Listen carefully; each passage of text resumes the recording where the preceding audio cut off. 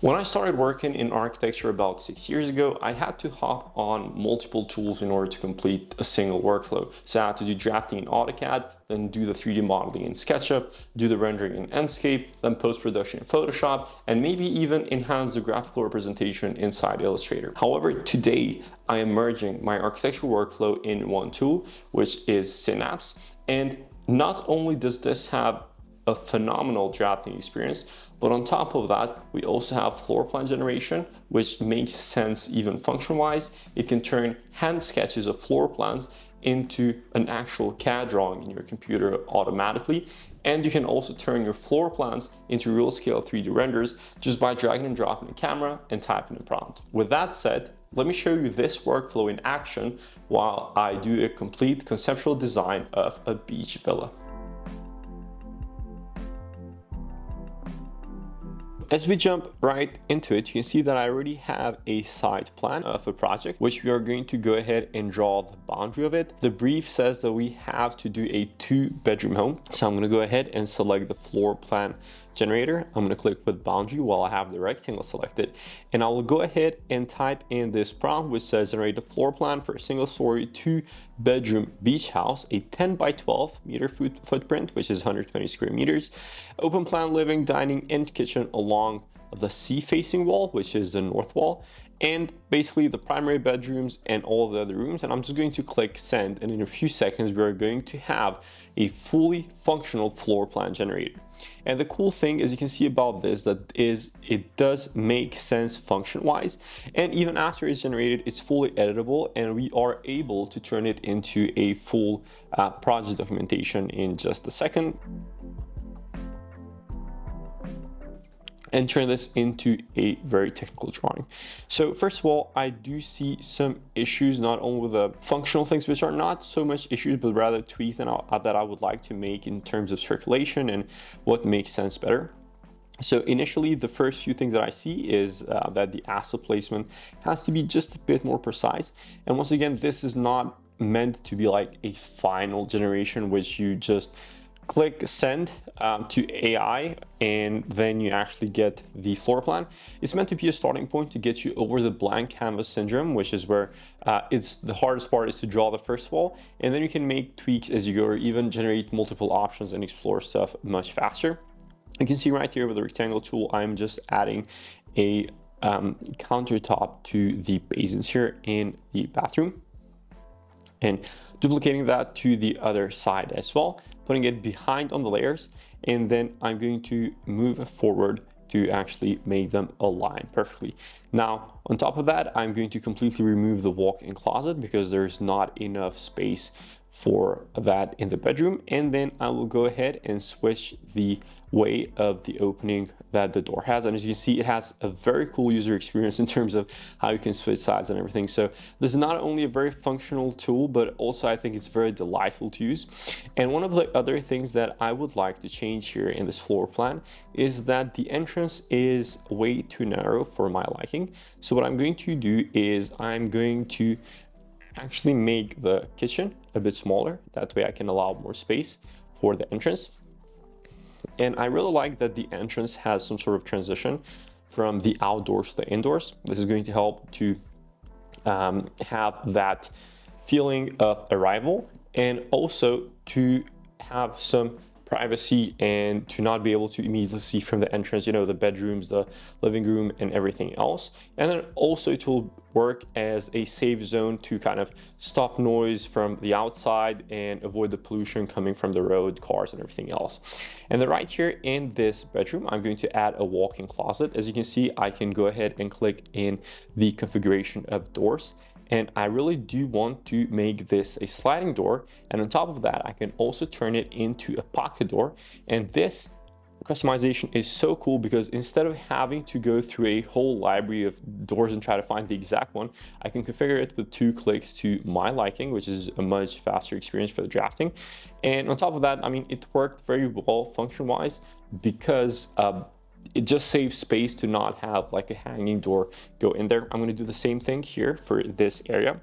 Now, this area was something which I was thinking a bit in terms of what the destination of this function should be.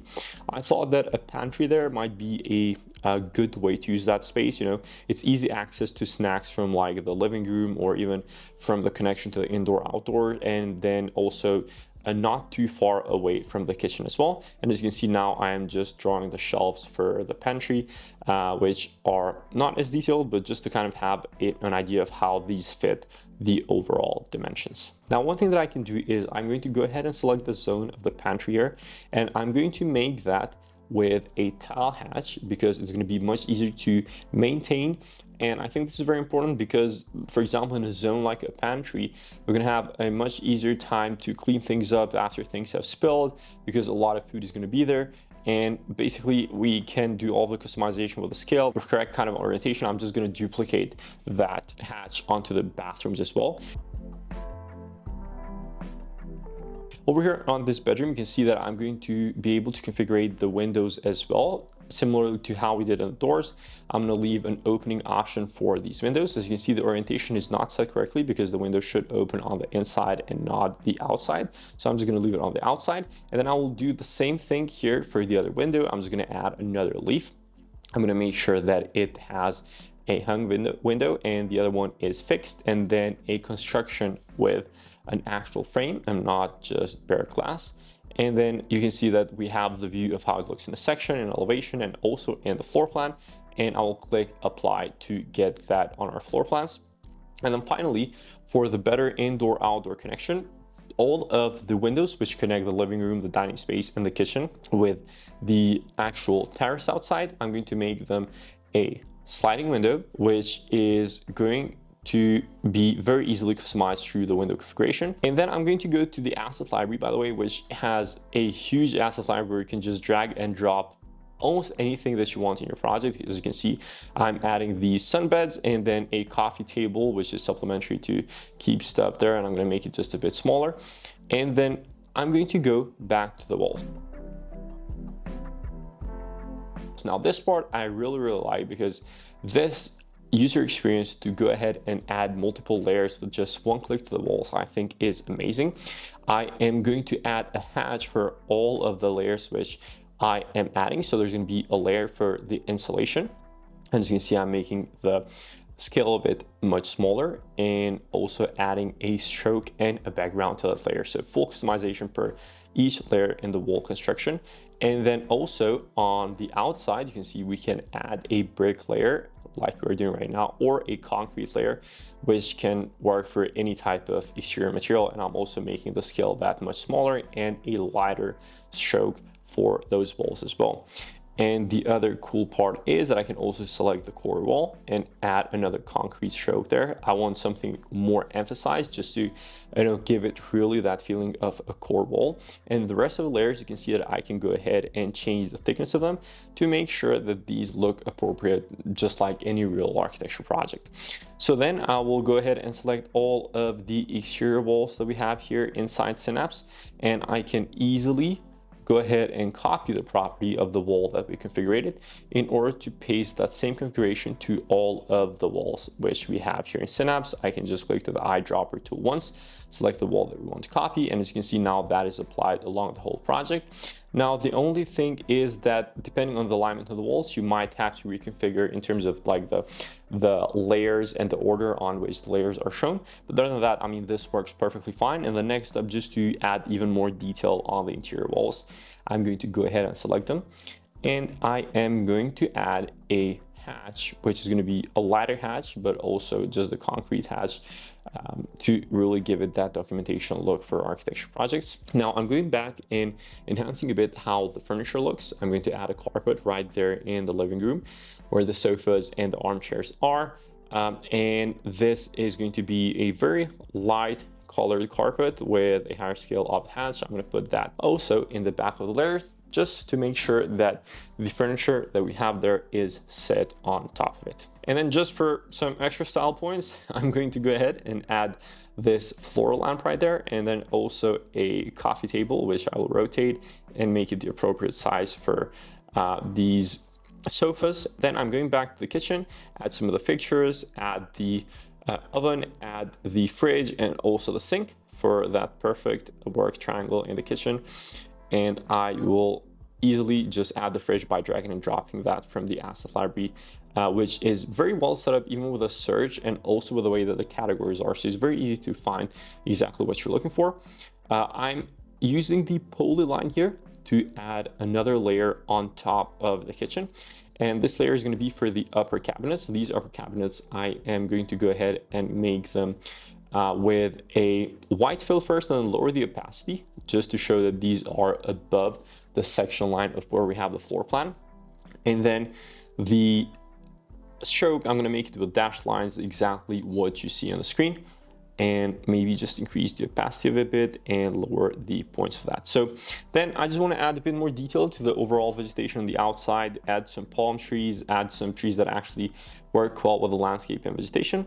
And over here, I'm going to go ahead and add a bit of an organic shape just around the whole house for the gravel, which is just basically small stones that help with the overall setting of the landscape and also for the drainage of the home, because that's basically where it can do and leave the gutters coming in from the roof, and it just works overall to drain any water leakage much better. And as you can see, I'm adding the stone hatch right there, adding a bit of a lighter stroke, and then adding some sort of organic shape as well to the entrance of the home here. I'm tweaking things up, and as you can see as well, there is a very good tool which allows you to draw any organic shape, just like any pen tool in design tools, but it also allows you a lot more customizability with the hatches, with a correct stroke size and all of that. Then I'm basically just adding all of the dimensions here for the home, chain link dimensions on all sides,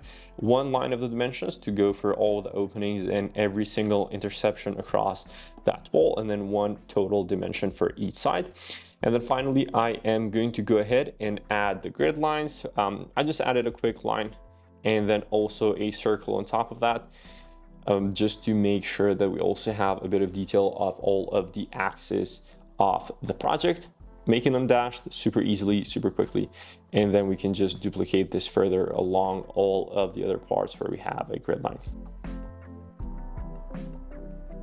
Now, a very cool feature that I want to show you is that in case you have a floor plan, which is a PDF or an image of another one, or even a hand-drawn floor plan, most architects start with something in most of the projects, especially if they're renovations. And what they do is that they go over the actual project manually. You can see that with Synapse, as soon as you drag and drop an actual floor plan, it automatically detects it and it offers you the option to trace it. And you can see that once it does the walls, the windows and doors, it automatically also places the furniture. And as I'm moving the image away, I mean, you can tell that it did a pretty good job over here. And I mean, this is amazing. It's one of those features which is supplementary to any professional workflow, and it just makes everything much, much faster. And for the next one is where we actually can turn a 2D floor plan into a 3D render. As I place the camera starting point and the angle, you can see I can also press the focal length, and it immediately detects the furniture, also the height of the windows that we have set, the sill height, and it has the windows exactly as we configure them. I type in a very detailed prompt, and as I press render, you can see that it did an amazing job to turn that floor plan into this render. The only error here is that it has added that window on the accent wall, but as I click segment, you can see that this makes a very good job in terms of making editable every single object inside the render separately. So then I can just click remove, and as you can see, we have the wall exactly as we needed to. And above that, if you click a wall, you can see you can change the wallpaper or the wall color. If you click on a light, you can turn it on or off. And then you can even edit this further with a prompt. So for example, I just add a TV stand with a TV in that accent wall, with something that matches the rest of the aesthetics of this project. And in a few seconds, you can see the output, and I mean, this is simply amazing because you can do everything in one tool. And then right here for the couch, or I mean the armchair, I'm just replacing it with something that I found on the internet. And I mean, you can see that it just did a very good job. It seamlessly placed it there, and you cannot tell that it's out of place or anything like that. Then I go through the same process with the kitchen, paste in a prompt. I go for no style at the presets that we already have at the prompt.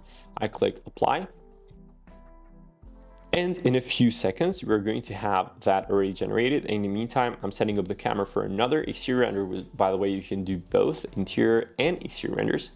I'm going to place it right from the sea line, from the shore. I'm going to paste another prompt there. I mean, look at the kitchen. This is just a simply amazing render. And then we have that for the exterior as well.